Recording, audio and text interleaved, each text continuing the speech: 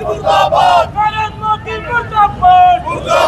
मुर्दाबाद जनता के साथ अत्याचार करना बंद करो हुई महंगाई की मार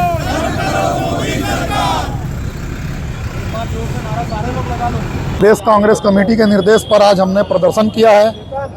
पेट्रोल डीजल के दाम पिछले दिनों जिस प्रकार से एलपीजी गैस के दाम बढ़े, आज पेट्रोल डीजल के दाम बढ़े हैं। इससे आम जनता की जेब पर असर पड़ रहा है। आने वाले दिनों में महंगाई आसमान छूने वाली है और मोदी सरकार बैठी हुई है, कहती है कि हमारे पास पेट्रोल डीजल का पर्याप्त भंडार है, पर्याप्त स्टॉक है। उसके बाद भी पेट्रोल डीजल की बहुत ज़्यादा तंगी है। आम जनता के ऊपर इसका लगातार बोझ पड़ रहा है और मैं तो कहता हूँ ये मोदी सरकार का एक ढोंग है।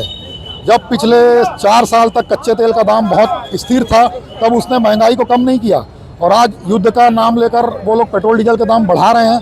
इसकी कांग्रेस पार्टी घोर निंदा करती है।